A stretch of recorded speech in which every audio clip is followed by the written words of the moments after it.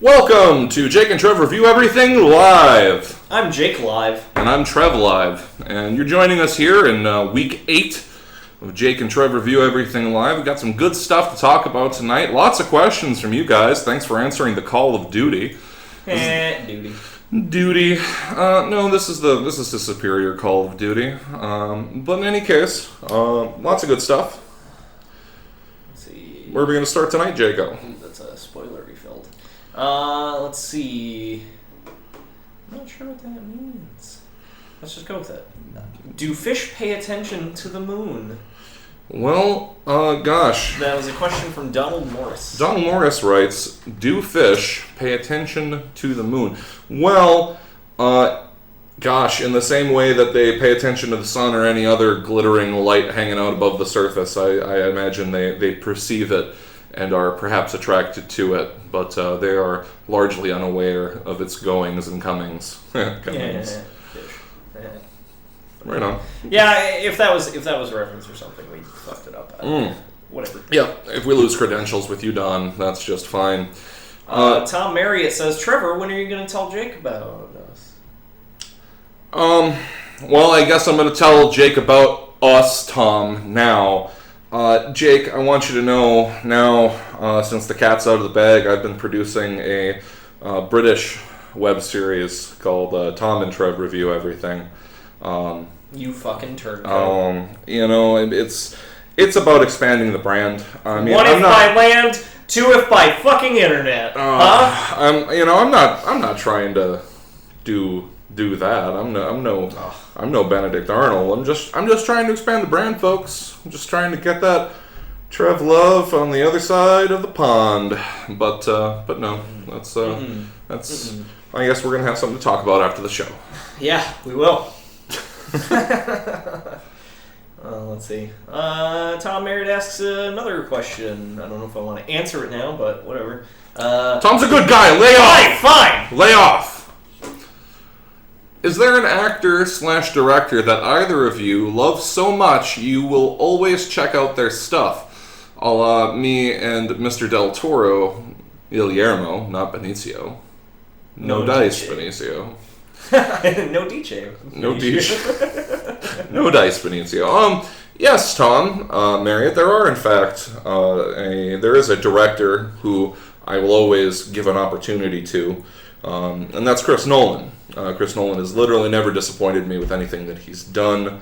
Not severely. I mean, there were times after we're watching, the latter two of the Dark Knight trilogy where I was like, well, they could have done this, but overall, it was pretty satisfying, and seeing as he was the architect, if you will, of the Man of Steel. Though I had grown rather tired of Superman at the time, I kind of looked forward to it, at least seeing what he was going to do with the material. So yes, absolutely. And if you want to know more about Man of Steel, you should see our Man of Steel review, which is on Blip TV/Jake and Trev Review Everything. That's right. Also, we are on Tumblr. If you go to J&TRE.tumblr.com, you will find our blog, which we have up. And we will actually also be putting this episode of the live show on there as well when it is on YouTube. So it will be everywhere. Yep.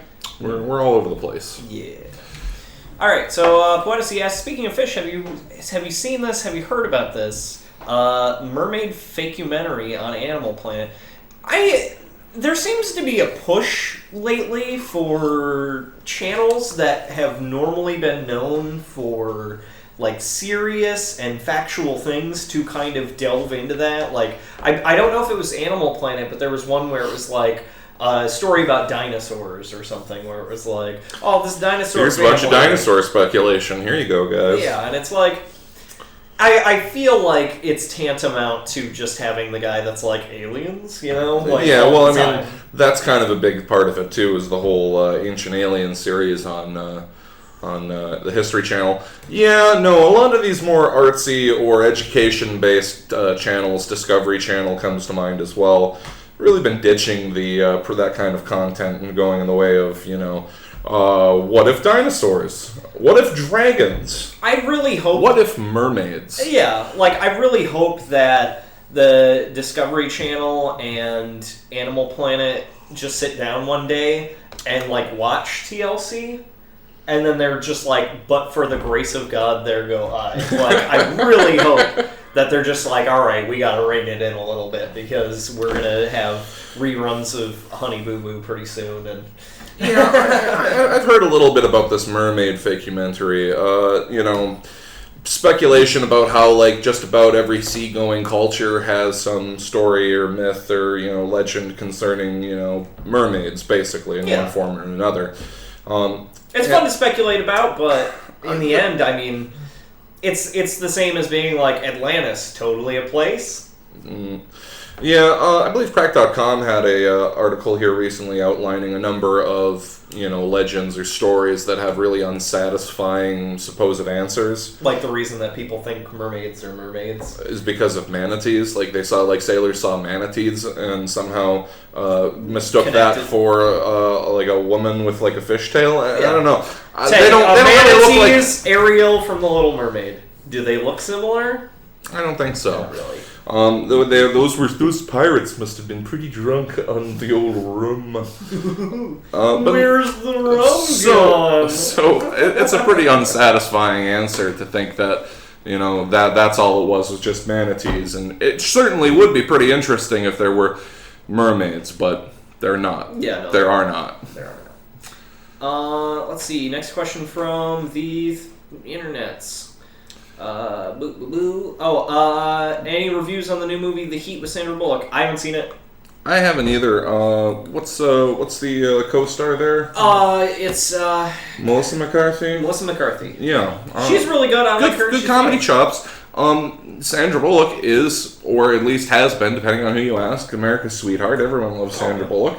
The Net. I love The Net. I love it. Maybe we should do a review on The Net sometime. That'd be fun. What do you guys think? Review on The Net? It's certainly smiley face on our BBS. If you want to see us do that, they can chase you anywhere with this new internet. It's crazy. Jack into your phone booth. Yeah, change your medical records. Yeah, so that you get insulin instead of make non-insulin. ATM spit out money. That's how it works. Yeah, that's how hacking works. Mm-hmm. Yep. But yeah, no, I haven't seen it. I'm afraid not. Yeah, I've heard it's really good, but again, I would much rather see it than hear about it. So, because we're reviewers. It's in our nature. Here, let's see. Hold on. Let me grab this. What do you suppose was in Marcellus Wallace's suitcase? An excellent question. Well, let's look at this logically. We see gold light pouring out from the interior of the briefcase, so it seems to be luminescent in some way. The mundane answer is gold, that there was just light reflecting from the room into the case off the gold, and that's why you have this golden glow. But that's bullshit. It's not gold. He didn't seem to be struggling with the weight of it, and if it was a case full of gold, it would have been pretty substantial. If you've never seen Die Hard with a Vengeance, you may not know how heavy a gold brick is, but it's heavy. It's heavy. It's no bullshit. It's a soft metal. Technically, in the screenplay for it, it was supposed to be diamonds. Diamonds? Well, that's awful. Yeah, it's unsatisfying. The whole point of the case is to make it seem like it's something like magical. It's whatever your mind thinks it is. It's a MacGuffin. It's a MacGuffin. It's the MacGuffin because they don't actually say like, oh, it's diamonds or gold or It's valuable.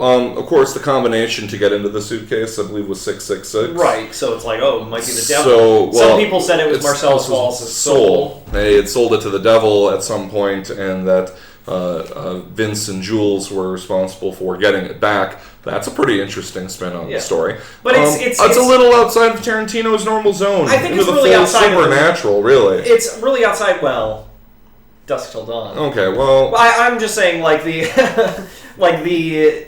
idea of having something supernatural like that in this movie doesn't make a whole lot of sense because it is really grounded in. It's supposed to be more realistic than your normal gangster movie. So why would they have like magic and souls and devils and whatever? It's whatever you imagine it is. Whatever your heart desires. Think needful things. It's like that. Okay, so now we're going to get into this week's Person of the Week. Okay, this week's person of the week is Dr. Sergio Canavero, and if I'm saying that wrong, I'm sorry. I don't. He doesn't speak in Italian. I don't speak Italian. I'm sorry. You should be ashamed of yourself. It's me, and Jacob. Yes, but Dr. Sergio Canavero came out here recently, I believe today or this morning or yesterday night or something, to announce to the world he's figured out the problem with head transplants. The problem is no one should ever do them. No, they figured out some time ago that you could take one type of animal's head and put it on the same type of animal's body, like, swap monkey heads or whatever. But the problem is that the nerves and the spine aren't connected, so the animal always ends up paralyzed. It can survive there, but it's paralyzed. So, but apparently Dr. Sergio claims that he has overcome that problem, and now he can reconnect the nerves with a type of, and this is really a layman way of putting it, but nerve glue. Right. Basically, he's developed a nerve glue.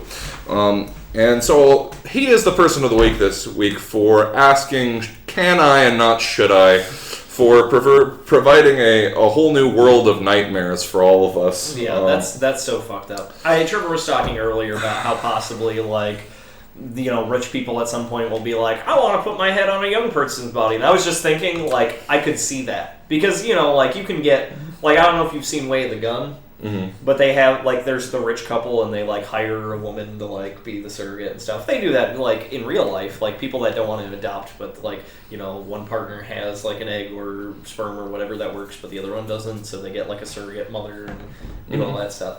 But I could see that working with, like, head transplants. It's like, really it's like you sign a territory. waiver and then, some person gives up their life when they're really young so that you can have your head on their body. And what's the that's messed up! What's the legitimate use here? Because, it presupposes that someone's going to donate their body. Like something's wrong with your head and not your body, so your body's, I brought this up at work, and somebody was like, what if two people have their heads, like, severed off or whatever, and one of their heads is totally destroyed, and the other one's body is totally destroyed. It's like, you're coming up with a super no-way scenario to try to justify a procedure like this? Like, if we're talking, like, the man with two brains kind of deal, like, I don't think that the technology would really be, I don't think we are... You couldn't, like, there's a car wreck, everybody get there so we can swap heads and do whatever. You have to be, like, prepared for that surgery. The dude that does it would have to, like, fly in with all of his head-swapping technology and nerve glue or whatever, and he would have to be prepared for it. And it would have to happen, I imagine, within, like, 6 minutes. So, it seems obvious that this is a procedure that's going to be planned out and scheduled ahead of time. They're going to do it in a hospital, in the right conditions, with the right people, and have it happen, like, right there. It's like... like a lot of organ surgery kind of stuff where it's like, you got to do it right now.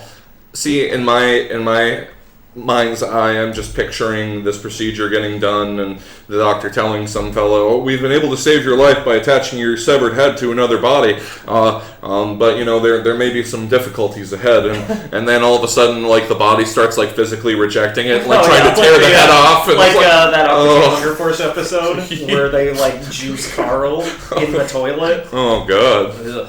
Yikes. A world of nightmares brought to you by an Italian crazy doctor. Ugh, that's terrifying. So he's the person of the week. Alright, so here's next question. Apparently you were looking into this, I don't know too much about it. Who is the more dominant player, Justin Wong 10 years ago or Chris G now? Now that refers to two players of league play, like video games, right? Like Unreal Tournament, like fighter games, shooter games. Like stuff like that, right? Mm-hmm. What do they call it? The Gamer League or the Major League Gaming? Major League Gaming. That's what it's called. Oh, okay. It's like baseball, but with So, controllers. who's more dominant, Justin Wong 10 years ago or Chris G today? Well, I can only answer that very briefly. From what I've looked into it, it seems that Justin Wong is a ridiculously dominant player for years and years, taking top accolades in a number of fighter tournaments, specifically like Street Fighter and Street Fighter 3 and so forth. Yeah, we have a group in town called Push Button Receive Combo. Mm-hmm. And they do tournaments. They actually had a tournament in town for UPAWs today. And those guys know way more about fighting games than we do. In fact, we would like to get together with them at some point because, they know a lot about video games. We like awesome. Yeah, ringing. But Yeah, I would say Justin Wong seems to be a more dominant player, but I mean, here's the real question. Actually, you know what? I did watch a documentary recently that I believe had those people in it, but I didn't remember their names because I'm really bad with names. Well, let me ask a question. How do you guys feel? Feel free to post your comments in the chat about the sportization of gaming. You know what I mean? Like having tournaments, like professional athlete level gamers, fighters and shooters, and even sports games. I know that they have like. Right. Do you think that making it into like a major league sport on the level of baseball, football, but etc. Legitimizes it in some way that it's not legitimate now? Does it need to be like, obviously those games are set as like versus games. Mm-hmm. If you're not playing against the computer, you're playing against another human being. So I mean, is that a fight? I've heard the argument like chess isn't a sport. Mm-hmm. But chess has two people and they're up against each other. I would consider that, like, if you're considering sport like a physical activity, then you're using your brain, so that's part of your body. I don't know, like, if you're talking like purely physical, like your body, running or lifting or throwing or whatever, like, I guess not. I guess that wouldn't also be a sport either, but I don't know. Like, what do you guys think? What do you guys think about gaming as a sport? And are you interested in it? Is it something that like holds your attention as far as like watching somebody else play video games? Is it interesting to see people excel farther than most people that do it?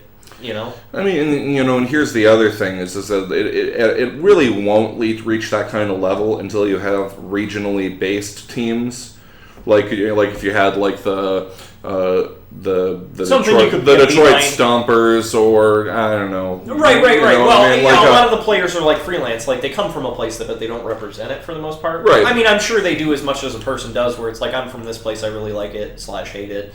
But you know what I mean? Like, they're not really like affiliated with the place. And I mean, the electronic nature of the format, I think, really lends itself against that, because it is, the electronic nature, and it is kind of new in the sports world, I guess. You don't see that kind of like regional favoritism or whatever. You know what I mean? But they're very, there are teams. It's just that they're not like from one place. Right. But on the other hand, I mean, there are a lot of similarities between pro gaming and professional sports. In that, like, for instance, Street Fighter, I remember hearing about, I think it was Turbo 2, where there was a move that basically made you, if you spammed it long enough, it made you undefeatable. Like, nobody could beat you, and you could as long as you knew that move, like, you could just basically spam your way through levels and against other people. And eventually they were like, all right, that's an illegal move. You guys can't do that, because then it makes the fighting super boring. It's just who gets to the spam move first. Mm-hmm. So it's really, you've boiled it down so much that it's not even fun for any. If you don't know the move, then you're screwed. Right. Whereas in like regular sports and so forth, there's no move that's really undefeatable that can't be countered with some other, strategy. No, I'm saying there's similarities, because there are a lot of things that are illegal to do. Like, like in basketball, there's double dribbling, or like. Well, sure, but I mean, it's not like. I guess it is similar that if you double dribble and you didn't have to worry about that, you'd have a lot more mobility and ability to do what you want. So it is kind of a handicap. I mean, there are some moves too that are considered illegal as well. Or Poeticy says rich people need something to bet on. Yes, they do. They have so many things. They already do. If we're talking about like sports, then they also have like beer pong, rock paper scissors. Some dude won like tens of thousands of dollars for winning a rock paper scissors tournament. I'm not kidding. Like, that's the thing that happened. It was in Vegas, so it goes along with what she's saying. People will literally bet on just about anything. Absolutely. I got a topic here. Okay. It's on my phone. Give me a second. I'm just going to take a second to look for this topic. I wrote down Ouya is Pouya. Ouya is Pouya. Well, see, here's the thing. I haven't been able to like do it and like use it or anything. Most of the people that are in the press or that donated to Ouya's Kickstarter, I believe they wanted something like $800,000 for their Kickstarter, and then they ended up with like $8 million or something crazy like that. Mm-hmm. And they created a system that's like this big, and it's supposed to be based on the Android system, and you're supposed to be able to play like app games, but on your TV. The starting price is like $100 to come out and stuff, and so far the reviews have not been that flattering. They're still working out the kinks with a lot of the software, or the hardware and the software. A lot of the games that have come out, they originally said, we want to get all these classic app games like Angry Birds and stuff like that. And then they couldn't really... I think they wanted Minecraft. That was one of the big sellers, was like, Minecraft's going to be on the Ouya. It's going to be awesome. They don't have Minecraft either. So, so far what I've heard is wait for a generation for them to refine it. Here's what I have to say. How is it that you received 10 times as much money as you wanted in your budget to produce this, and somehow with that flush of cash, you can't spend the time to play test it and work out all these kinks? Well, that's the thing. I mean, this is supposed to be a game changer. You can't half-ass a game changer. Well, a lot of the elements had to come together. I mean, obviously, the first thing they fell flat on was the hardware, from what I've heard. Right. There's a lot of and it could be the hardware or the software. It's really hard to tell, when you're doing it, because you have to really know that the hardware is sound before you can start saying it's software. But people have had problems with button presses too early, or phantom button presses where a button will get pressed even though you're not using it. A lot of the directions on the apps are still touch to swipe or do whatever, and it's well, I have a controller, I can't actually do that. Stuff like that. And even with that, apparently there are just so many demo type apps. It's like going through apps on your phone, where you're just you're trying an app, it sucks. You try another app, it sucks. It's very similar. So I guess from what I've heard, it's just not that great of a system so far, and they'll work on it. It's an idea and they're trying something new. I can't be too hard on them. But at the same part, a lot of people donated to make this a thing, and it is a thing now. They just need to work harder on it to prove that they really want this to work. So that's really where they can go from here. And speaking of overblown Kickstarter projects, oh God! Have you seen this? Have you heard about this? Double Fine Productions, Tim Schafer's studio. Creator of such games as Grim Fandango and Psychonauts. Brutal Legend, also a few others. So they asked for $400,000 in a Kickstarter to produce a new game, and they received, I believe it was $4 million, or no, 3 point something million, 3.6 million or something like that. Yeah, they also got really overfunded. Way overfunded. So it's all right, well, you have more than you need to make this game now. And yeah, Tim Schafer basically showed up and was all right, so we're gonna do monies. I can't finish this game, you guys. I made too much game, and now I need more. So he's gonna do a second Kickstarter? What the hell? It's kind of ludicrous. If only, obviously, if you guys have been keeping up with J&TRE news and Peanut Butter Disaster news, we are working on a Kickstarter. Just really briefly, we have everything ready. Mm-hmm. We're just waiting on verification from Amazon and approval from Kickstarter, which should take into about next week. Next Friday at the latest, next Wednesday. I'm thinking we're probably going to be able to get this up, about midweek, I would say. Hopefully. At the latest, probably next Friday, or at the very worst. But on that note, yeah, we do want to let you guys know that we're not just blowing smoke here. The Kickstarter video and project, we're finished everything, done with it. And then it was verification takes forever. We're just waiting on some verifications, and then we'll have the Kickstarter goodness up and available. And trust me when I say you'll know when it is up. Everyone will know, because we will shout it from the rooftops forever until it's over. So it's a big project, not just us, of course, depending on it. We also have Rhinus, who does his Black Shirt beer reviews, in on this. Tom Marriott of the Minority Report and Patrick Nillison of the Movie Doctor, both also partners on this whole project. So we're all working together. So it's going to be some good stuff, and hopefully you'll give it a chance. So absolutely, but yeah, going back to Tim Schafer, who in their right mind says, "Oh, we need this much money." They get 5 times that money, and then say, "Oh, we don't have enough money to finish this." Photo says, well said, Trev. It was a great idea, but they should have kept it in development until they could make sure it was ready. You know, I mean, that's the thing. Well, it's it's the problem with demand too, because if you donated, I think it was like the $100 or $100 or $200 to get the system, where it was like that's part of the tier goal for the Kickstarter, like donate this much and we'll give you it when we launch it. Like you on Kickstarter, it even says like make sure that you're doing it in a timely fashion, that you're getting everything out. You say what you're going to do, and then you do it and stuff like that. And if you can't do it, you need to be upfront and so forth. So maybe if they had been like, hey guys, there's still some kinks to work out. If you guys want a quality thing, you still have to wait a little while. I don't think anybody would have. I'm sure some people would be pissed about it, but from so far, I've heard people are pissed about it already. So. Okay. Nikki Fields asks, what's it going to be about? The Kickstarter? It's going to be about the studio, about our production company, about producing our show, getting better for the next season, getting some better equipment, getting props, getting costumes, and also having a website where we can all be up and you can enjoy all the goodness centrally located. Yeah, we want a lot of... interactivity with our website. We want you to be able to not only go there, see our show, Rhinus's show, Tom's show, Pat's show, but we also want you to be able to comment, be able to share it on your Facebook, be able to share it on Tumblr, or see our posts where we're talking about the show and the development of the show, and maybe our thoughts about things in general. Kind of a central location. Right now, we're all over the place. We're all over, and when we're going to maintain the Twitter, the we're going to maintain Facebook, some presence, obviously, but this is just kind of trying to build a general Peanut Butter Disaster Productions headquarters on the web, if you will. And we would also like to, if you guys like our stuff, then you trust our judgment. Mm-hmm.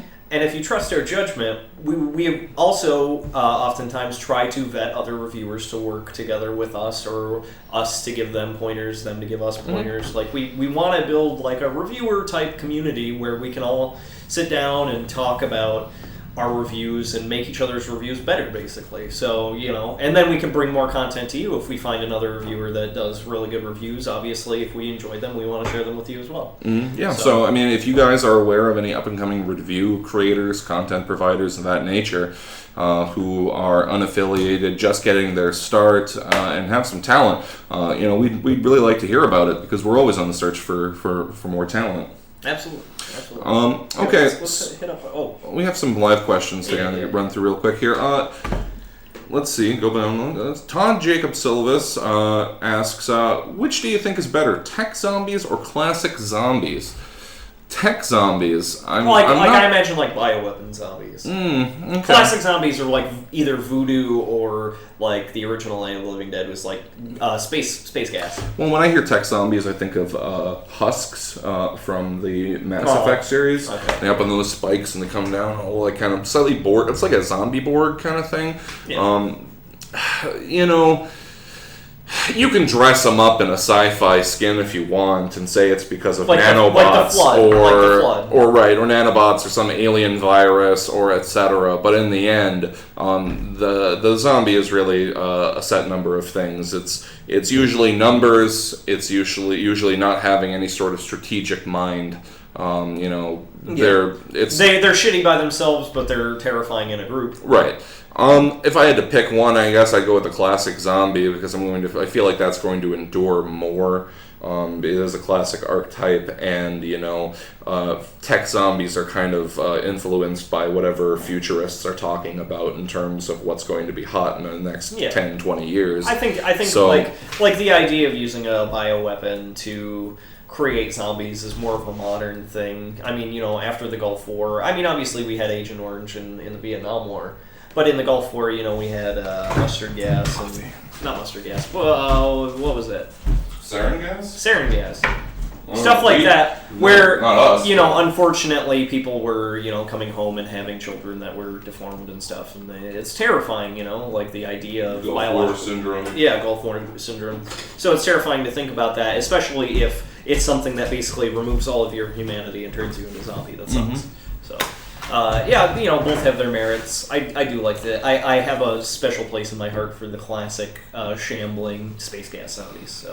Toneman69 asks, what would happen if Freddy Krueger invaded the dream of Professor X? That would be, that'd be Professor Charles Francis Xavier, I assume you mean. No, of the X-Men. Of the X-Men fame. No, gosh, that's tough.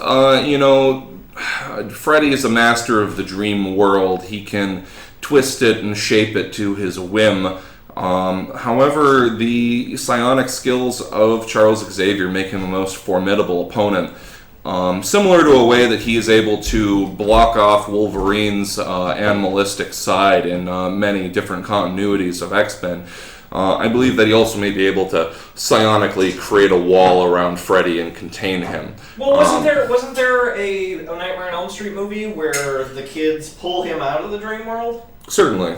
Don't you think Most Professor of them. X could probably do that himself? Yes, and come to me, my X-Men, and Freddy versus the X-Men is going to be just, and again, I guess that leads back to a Wolverine versus Freddy, Claws versus Claws. Good stuff. That's probably been done. Good stuff. I'm sure somebody's done it to some degree. So that's what I believe what would happen if Freddy Krueger invaded the dream of Charles Xavier.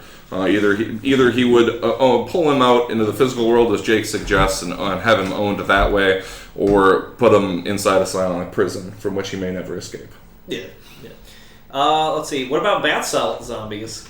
Oh my God! I don't think. I seem to recall that was later disproven, that the fellow in Florida who was eating faces was not in fact high on bath salts, but that was the knee-jerk, this is probably what it is reaction. I don't know if that's true. It was probably in a system, but I think eventually they were there wasn't enough to really... Actually, on that note, not so long ago, little tangent here. I recall that there was I watched a video that was produced by the Army about bath salts and how it's no joke. Yeah. Apparently they're having problems with people in the military and the Army ordering bath salts online and doing those. And yeah, who knows how recent that is. I mean, I remember we watched the video on probably YouTube or something. Mm-hmm. It might have been before bath salts kind of started getting banned or whatever. Mm-hmm. Right, but because it's pretty, I know that they started cracking down on it, and then people were getting it online, so they started cracking down on that. So, it's unfortunate that a lot of parts of the culture war against various forms of drugs have led people to be somewhat suspicious when they hear claims about dangerous new drugs. I mean, if anyone has ever seen Reefer Madness, some of the things they used to say about marijuana, for example. Well, that was Hearst. Well, sure. But what I'm saying is, at least I believe it was Hearst. So, I mean, as a public, we've already been, fed a program of exaggerations. Yeah. So, I'm not certain, for example, if taking bath salts would really make you into a face-eating zombie. But I'm not going to take a chance, and I would recommend you wouldn't either. Yeah. J.J. Watson writes, any recommendations on board games? I'm looking to get into some a bit, but Risk is about as in depth of a game as I've gotten into. So you played Risk, you're into that a little bit. Right off the bat, Resistance. We did do a review of the Resistance. Blip.tv/ J&TRE review everything. Shameless, absolutely shameless. Not really, because it's our show. Yeah, our show. We're talking about our show, so deal with it. So the Resistance, I would recommend. It's really fun. Watson. It is a really fun game. We're still playing it. We reviewed it a few months ago, and we're still playing it. Some friends of ours recently had a game called Seven Wonders. That is a really fun game. I gotta say, though, I feel a lot like it's the kind of game that you play by yourself, but with other people. Yeah, there's very minimal interaction between players. You can't really do anything to screw anybody else necessarily. Yeah, there's the only interactions you really have are everyone gets a hand dealt to them, and what you do turn by turn is you pick one card from the hand and then you pass it, depending on what round it is. You do a draft. Sure. So the thing is, there's also a mechanic by which you can bury cards to do certain things and get them out of the game. So you can stop other people from getting those cards. If you have a card in your hand that's going to be really beneficial to the guy at your left or right or whatever, then you can get rid of it so they can't take advantage of it. And also, that's about the height of player interaction. The point system is very similar to Settlers of Catan, where at the end of the game the person with the most points wins. It's a finite set of rounds, so the end of the game is the end of the game, and then everybody adds up their points. But part of your structure in front of you sometimes depends on the structures to your left or right. But you actually don't interact any further out from the left and the right person from you. So if you're playing like 7 people, it really doesn't matter what's happening on the other side of the board. The only thing that it really gives you is an idea of how you're drafting. So if you start drafting like one way, then you see somebody else doing the same thing, then you can either try to pressure them out of doing that or just change your strategy and start doing your own thing. You kind of want to keep it to a couple things, but it's mathy. There's a lot of math. If you don't like math, don't play that game, but it's also pretty fun. I had fun with it. It's a very... There's not a whole lot. We talked in the Resistance video about how there are a lot of games that are fight in a box, but I really don't think it is. You're competing. Well, because you can't really do too much to screw anybody. Right. It's hard to get mad at. Like Settlers of Catan, you can set up a road and just cut somebody off entirely. But with this, there's not really anything that you can do to stop somebody else. So right. So yeah, I mean, I'd recommend either one of those. Yeah. Those are both a couple of board games you should look into. Photo says J&TRE review everything except bath salts. That's right. Nope. Not gonna do it. We'll say it again. We do not literally review everything. Maybe someday we'll come up with a full list of things we will not review. But we'll go ahead right now and say bath salts. Asterisk and then fill the screen. Bath salts is probably right up at the top of the list of things we're not going to review, unless we're actually using them as surprise bath salts. In fact, soothing to the skin. It moisturizes, but also if you gotta exfoliates. Yeah, I don't think that's the kind of bath that they're talking about. Sorry. If you actually really need to know how bath salts are, don't actually take them yourself. Not recommending that at all. There's a Cracked article where some guy got bath salts and tried them and wrote an article about it, and apparently it wasn't that cool. So that's where I got my bath salts. Hey guys, from. We like to kid around here at J&TRE review everything. We do like to have a good time. But bath salts are not okay. And they're not a good time. And they're not good for your health. And so don't do them. So don't do them. The more you know. Okay. So we got that PSA out there. Let's take one of our, here. Lightning deaths. Have you heard about this? Have you seen this? There's been an article. My dad's with us. He knows about lightning. True. There's an article out that talks about the different lightning deaths that have been recorded over the last, so many years. And they have some surprising statistics about how lightning deaths occur and where they occur and who they occur to. The first thing that's kind of most shocking is that it's overwhelmingly men who die or who get affected by lightning attacks. Yep. I don't know if women are more devout to Thor and offer their thanks and praise as correctly, or if they're just not outside during lightning storms as often. I'm guessing it's the latter, although I want to live in that world, in the first for the former. But also the other startling statistic is that everyone knows about golfing, because you're walking around with a big metal rod that you're holding up in the air for a few moments at a time. But here's another thing where you're holding a rod up in the air for even longer sustained time. Fishing. Oh. It's fishing. Oh. The answer was fishing. But no, apparently more men and more people in general die while outside fishing in a storm compared to anything else. So, fishermen, get away from... You gotta get out of there! You gotta get out of there. There. If you're fishing and the lightning storm's coming, if you see dark clouds coming, get out of there. The more you know. So we're doing lots of PSAs for you to keep you safe and aware. J&TRE. This PSA brought to you by J&TRE. That's right. We're bringing the knowledge. We're bringing the knowledge tonight. Deal with it. So lightning deaths. Okay. Do we have any other? Let's go to some of the questions here, maybe. So the pre-recorded questions, the pre-submitted questions. Let's do it. If you got here later, whatever, we do have a poll. Actually, let's check in on the poll really quick. We're gonna check in on the poll. See what you guys think. Oh, we got 3 for Picard. 2 for Kirk, and 1 for Sean. Shut up, nerd. So that's fair. So, so it looks like Picard's winning by 1 vote. If you're a Kirk fan, get in on this. You got to get your vote in. If you're a Picard fan, get your votes in even more. To ensure the victory of your person. Yeah. But we have a poll here. If you go to the poll section, it's Kirk versus Picard. Mm-hmm. Check that shit out. Let's see. Ryan Mitchell Jane writes. Oh yeah, let's act this out. I'll be Ryan and you be Nate. We have a couple friends of ours. One's my cousin and the other one's a friend from work. And yeah, they got into a little bit of discussion. They did the job for us on the discussion board. We didn't even have to answer this question. They did an excellent job of this. So I will play the role of Ryan Jane. And I will play the role of Nathan Meadows. All right. So here we go. What would happen if Roland Deschain and Jane from Firefly got into a bar fight? Yeah, let's see. He often cursed. Oh no, right here. Sorry, yeah. Roland Deschain before or after the lobstrosities, Dada chalked his fingers off. Yeah, giant crab hands. Crab hands? Crab hands. I got my crab hand. I got my normal hand. So apparently, some crab men Dada chopped his fingers off. Yeah, Roland Deschain from the Dark series. So Roland Deschain, before or after the lobstrosities, Dada chopped his fingers off. Mm-hmm.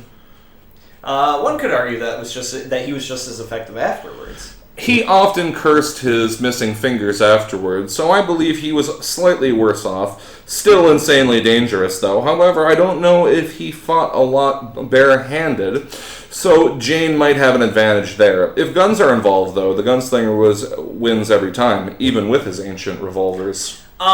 Ancient they may be, but let's not forget that they were crafted using the metal from his world's Excalibur.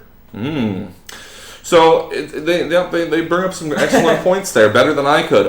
Don't count Jane out, you guys. Jane's fucking rough and tumble, hard fighting, fucking son of a bitch. The gunslinger's the gunslinger. I would have to err on the side of the gunslinger. Okay, but let me ask you a question. He said bar fight, not gun fight. If it was a gun fight, yes, probably. Although don't count out Jane and Vera. See, here's. But it's a bar fight.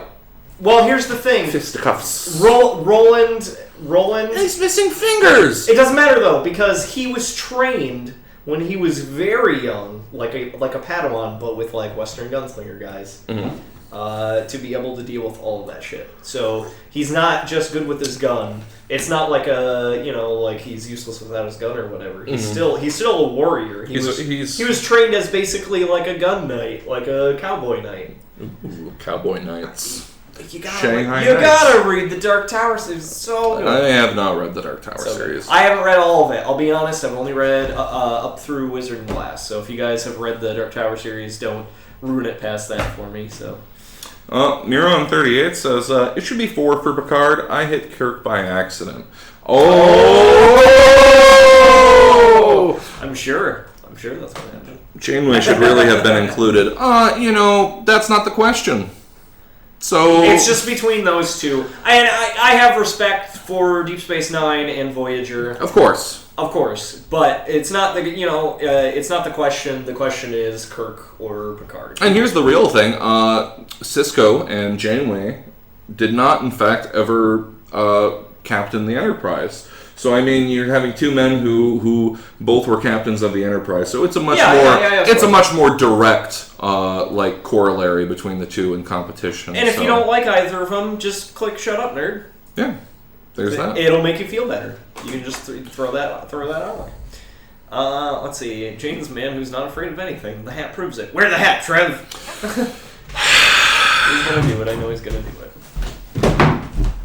What do you got? Hold on. No, we still have questions. We gotta get to our questions here. Oh, wait, we just did a question. Do you guys have any questions? Any more questions? I'll look at my reading material while Trev dresses up here. While he plays a little dress up. Like a little girl. There it is. You got it. That's my Jane hat. Wasn't there a thing? I don't know if we talked about this on the show.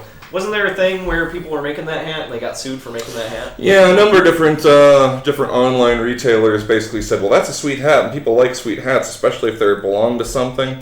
And apparently I think it was maybe 20th Century Fox or whatever, basically said, well, there's a lot of money to be made on this, so... Oh, really, Fox? A lot of money to be made on Firefly? So now, you don't say. So now there was a big shutdown of people that were selling this hat. It actually happened right after I got the hat. So I like to think I'm the last person that got one of these homemade Jane hats. It's very nice. It's warm. It's fairly light, and it breathes, it breathes. Yeah. It's a good hat. All right, we took a question there. Let me do. Do you want to do both of these together, or do you want to just talk one at a time? Because I think we could mash them together here. Let's have some superheroes. Let's do a quick superhero talk. All right, real quick, two things. Black Panther sounds like it's being made. Yeah, apparently Stan Lee, the chairman emeritus over at Marvel, the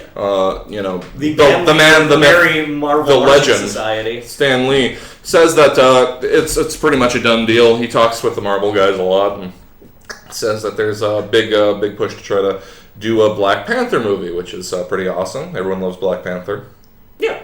I don't know if that's true, but I mean, No, he's a great hero. I like him. I like his whole deal with the whole technologically superior African nation and the vibranium and like the special herb that only grows in Wakanda that gives him his Black Panther powers. Yeah, it's tough. It's awesome. I like it. He's an awesome character, and in a lot of a lot of my favorite works from the Marvel universe are mostly like compilation alternate universe ones, obviously like Earth X and that whole series. And he really does have to like make some hard decisions, and he's a very compelling character. I like him a lot. Like in anything that I've read that had Black Panther, it was very interesting, and I think that he's a character that's kind of pushed to the side, and I don't think it's right because he really is interesting. Mm-hmm. But well, Miron38 says Tread looks cunning. Thanks. I'm glad I can pull off a cunning look. I've been called cunning before. Cunning linguist, specifically. Nah. That's a joke. JJ Watson 908 says, not to take you off topic, but I think the whole world wants to know, boxers or banana hammocks? Funny you ask. Vanessa Coleman also asked that same question in our pre-submitted questions. Boxers or briefs. Well, he said banana hammocks. Well, he's thrown briefs directly out of the window. Well, I mean, there's certainly related questions, I would say. Well, he's giving you different options. Sure. So between boxers or banana hammocks? Boxers, I suppose. Between boxers and briefs? Neither. None of the above. The answer is once again, we're going to do the fusion dance here. Boxer briefs. Yeah. You get the flow and the support. It's the whole package. Yeah. It's what you want. It's what you want. And what's what the ladies want, or so I've been told. My answer would be lady never asks and a gentleman never tells. Ooh. So there's that. Do you remember bringing the grenades with the hat, Troy? I wanted to bring more grenades. Jake said we needed to keep a low profile. Better not bring too many grenades. But you never know when the Reavers are going to show up. So I'm always ready with grenades. Grenadins. All right. Oh, that leads. That doesn't lead us at all. This is a bad segue. Oh. We're talking about. We're still on this comic book heroes and Christian so forth. Bale is bailing from being Batman. So Christian Bale is not being Batman anymore. And he seemed kind of like incredulous in his quote, like that people were still wondering about this. Well, they were like, "Well, I heard that you were going to be Batman," and he's like, "Well, good for you." No, he was like, "Not that I've heard," and he is Christian Bale, so you'd think he'd be the expert on what Christian Bale's going to do. No, look, guys. Everyone thought that Christian Bale did a pretty alright job. Maybe not everybody, but for the most part. And it'd be great to see him reprise the role again. But he's done his tenure. He's been Batman longer than any of the other cinematic Batmen. Oh yeah. He completed his trilogy. And the trilogy, spoiler alert, was pretty finite. It was pretty definite. It was from Batman Begins to Batman Ends, basically. Right. It was bookended.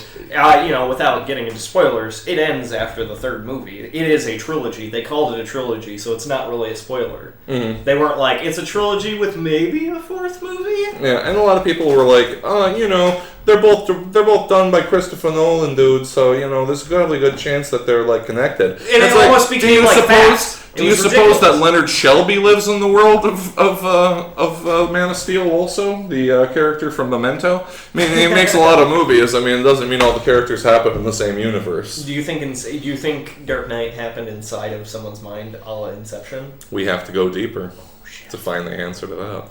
But yeah, so he's not going to be in the new Batman, so quit asking, apparently, Christian Bale says. And that kind of leads into the third part, and kind of connected with with Black Panther. Here's the thing: a lot of people have been saying that the Avengers is a boys' club.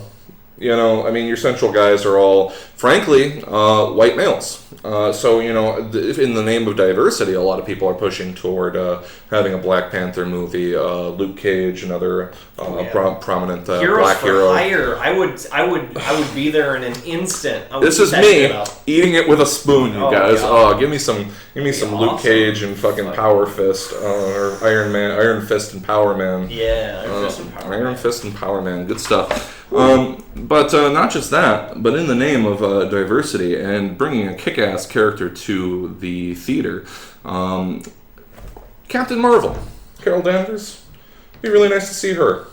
She's a staple of the modern Avengers. If you've watched the Earth's Mightiest Heroes, the Avengers cartoon that recently ended, you know, she played a very important role in there. A real powerhouse, able to stand up and be counted and really, you know, contend. I mean, she can fly, so she can do aerial combat. You know, she's got titanic power, so she can hang with Thor and Hulk. Yeah, you know, technically in the comic books it was Rogue that got her powers. Mm-hmm. That's how Rogue became able to like fly and do all that stuff, was because she stole all of Miss Marvel at the time. It was Miss Marvel, now Captain Marvel, all of her stuff. So, but yeah. Tom Jake Silvas writes, do you think it's time for Tim Burton to make a superhero movie? Nope. He had his shot. And and he's gone on record saying that he hates comic books, so he's out of the picture. He's just not the right kind of guy. You know, he made it. You know, Nicky Manley says he made Batman Returns. That's true. You know, like 15 years ago, it's very. You know, he made Batman Returns, but like and Batman. But that was the 90s. If you stayed up on superhero movies in the 90s, like it was all very campy. Like Burton started off with it very like dreary, very dark. You know, which is weird because a lot of people are like, oh, superhero movies are so dark now. And it's like Tim Burton's Batman kind of started the whole dark thing.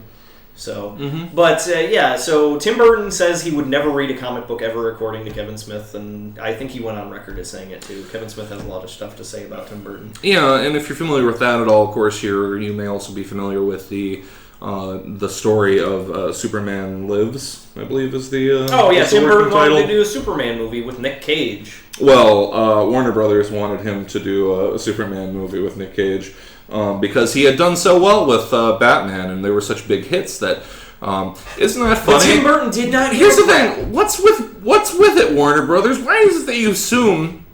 You know, and again, if you ask me, I think Man of Steel was good, but and good job to the people involved there. But why is it that you would assume that somebody who can do Batman well can do Superman well? They're very different characters. They're very, very different characters.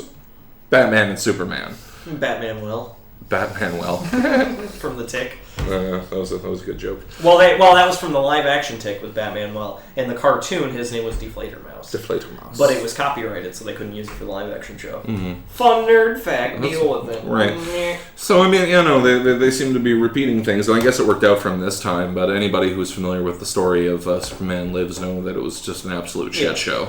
So, as soon as Batman Begins came on the scene, that was pretty much like and not a lot of people knew about it. I remember right before The Dark Knight came out, not a lot of people knew about it. And then everybody saw The Dark Knight, loved it. Everybody saw The Dark Knight like the next night that didn't already see it. And then everybody was like, that was an awesome movie. And then I remember asking like a bunch of people like, yeah, you saw Batman Begins, right? Like, and they're like, no, I didn't. So I feel like Dark Knight really kind of kept it alive. Oh, also Spider-Man.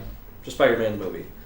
That was also important. Batman Begins and Spider-Man kind of kicked that whole thing off. And now it's a new age, and now we have the Avengers. Don't forget Blade. And Blade. I don't know if Blade's like Vampire Hunter guy. I feel like even though he is part of the Marvel Universe, his stuff is really, like he's more of the monster part of the Marvel Universe. If you're not familiar, I mean, Marvel has so many like monster type characters like Man-Thing, like Son of Satan, Werewolf by Night. They had a lot of. I mean, Marvel really picked up in the 60s and 70s. So a lot of their characters were like grindhouse, like horror movie type characters. Well, it was a big comic book for like genre at the time. Yeah, like too. EC Comics were really popular. Right, you know. Tales of thrills and chills. Right. You know. Even the Hulk was kind of like that at first. Mm-hmm. Well, he was a monster, you see. Exactly. So, I mean, yeah, that's, you know. Have you seen This Movie's Not Yet Rated? Absolutely love it. I love it so much. I'm in the dark on this one. You haven't seen This Movie's Not Yet Rated? It's a documentary about the MPAA and how crooked it is. Oh, you know what? I did watch that. Yep. Yeah. No, they're crooked fucks. It sucks. I hate those guys. No, they're the worst. What is his name? Jack Valenti? Jack Valenti. Valenti, yeah. Those guys are so insidery, and they get to choose what's offensive and what's not. And sometimes, depending on who's making the movie, the same thing is either offensive or not offensive. And it's just horse trash. They're controlling it. They don't have a right to. Yeah, they can't be. And the other thing is, they have no justification. There's no like grid of things where it's like, oh, they said 5 fucks, it's an R now. It's like, oh, it can be. You know, usually you kind of push the limits if you have like one. It's generally known that if you have like one fuck in a movie, like the word fuck, not like a, you know. Bono. No, but if you have the word fuck in there like once. Then, depending on the rest of the material in the movie, then you can push PG-13. But if you have, like, 2 fucks or more, then it's like, oh no, now it's an R movie. Now you've said too many fucks. And it's all of their stuff is antiquated, it's not checked at all. And it's really arbitrary. And the other thing is that the movie explains how difficult it is to go without an MPAA rating. Mm-hmm. It's basically, it's kind of like the video game rating for video games. Mm-hmm. If your video, like a few years ago, they made Manhunt 2, and Manhunt 2 was too graphic for everybody. So, like the UK said they weren't going to release it, or Nintendo said they weren't going to release it anywhere. The UK said they're not going to allow it under an X rating or whatever. Probably Australia too. Yeah, like America said they weren't going to do it, so they had to go back to the drawing board and fix it just to release it, and it was completely neutered. Not nearly as good as the first one. Mm-hmm. And yeah, so it's like, well, to have that kind of control to say, well, you have to, you know, basically the MPAA says it's an NC-17 movie, and then they won't tell you how to fix it. They're just like, well, you can go back and edit and stuff. Mm-hmm. You know, they detail a lot of that stuff in the movie. So if you haven't seen it, here's an anecdote related to that. I remember watching at some point somebody was trying to get me excited for Ghost Rider 2. Okay. And they said, well, check out this. It's the guys from Crank. It's the directors of Crank and Crank 2 who are doing it. And there was an interview in there in this like featurette they showed me where they talked about how they wanted to make a PG-13 so that more audience could see it, but it had to be brutal because that's how they see Ghost Rider. And one way they got around that is they figured out that apparently blood is a big deal. Like showing lots of blood, that's bad. That's real bad. But not lighting people on fire. Apparently, they light people on fire like over and over again with his Ghost Rider powers in the movie, and that's just fine. Now, you tell me, like which is a bigger deal? Do you think, like seeing blood or immolating a person in fire? Right. How is that not like graphic and violent and also disturbing? You know what I mean? Like that's what I'm talking about when I say that the line is drawn really arbitrarily in the sand on a case-by-case basis. No, it's ridiculous. They don't have any guidelines. They don't do anything. Definitely check out the movie. It will change your mind about how movies are rated. This film is not yet rated is the name of the film. And it's an independent movie, obviously, and it's also not rated. It's very truthful in its title. Mm-hmm. That's all any other questions that we haven't gotten to? Some questions. Let's see. Nope. Let's see. Hottest redhead in all of moviedom? Tilda Swinton. What? Tilda Swinton. Tilda Swinton? Tilda Swinton. Sorry, brah. That's for me. That's an opinion. That's my opinion. Tilda Swinton. Closely followed by the tag team of indistinguishable Isla Fisher and what's her face? Amy Adams. Amy Adams. Isla Fisher Amy Adams. God, there are two really attractive, really hot redheads that come to mind when I think of things, but unfortunately they both more commonly been seen on TV or HBO, so I really can't actually answer this.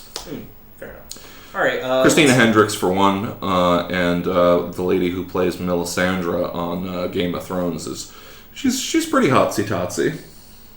Pretty hotsy-totsy. All right. If you were a D&D character, if you were a D&D character class, who would you be in your group? A class.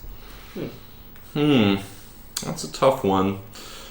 I'd probably be either a rogue or a wizard. Yeah, I'd probably be either a fighter or a cleric, most likely. My fighter or a cleric. My benevolent. My neutral nature really makes me a perfect cleric. Let's see. They have done a Final Fantasy VII movie, Advent Children. Mm-hmm. What would you think of making one from Final Fantasy VIII? I wouldn't! No, seriously, who gives a shit about Final Fantasy VIII? Oh, I'm throwing down the gauntlet. I don't give a shit about Final Fantasy VIII. It seemed interesting to me. I've never actually played it, so I have no frame of reference. But yeah, I think we discussed a lot of the Final Fantasy stuff a few episodes ago with the live show, and it really is I don't know. It's very. It's subjective. It really comes down to when you grew up and it's really a lot of people downstate really like Final Fantasy VIII. I've always really loved Final Fantasy VII. I think it's just one of those things that it would be interesting. I don't remember a whole lot from Final Fantasy VIII, so watching a Final Fantasy VIII movie would be better. And also, Trev, let's not forget that it would be better than The Spirits Within. Because anything is better than that. Yeah, I'll give you that. That's a fair cop. So we're about out of time now for the broadcast. We'd like to thank everybody for joining us. Do we have time for one more question? Yeah, we got time for one more question real quick. Game of the Year predictions 2013, mine would be The Last of Us. I really haven't kept up with a whole lot of games. I think the only game that's new from this year that I played was Far Cry 3 Blood Dragon, which we have an episode of on blip.tv/J&TRE Review Everything. That's 3 times! I'm awesome at this! I guess I was really impressed by what I've seen and what I've heard. I haven't played it yet, so it's really hard for me to say. But BioShock Infinite is supposed to be a pretty big deal. I do really want to play. Pretty big deal. I really want to play Deadpool 2. I'm gonna. You know what? Tentatively, without having ever played it, Deadpool, my game of the year. What's Makes up? Sense. We might. That might be. Let's leave it on a cliffhanger, and obviously we're going to discuss it amongst ourselves. But.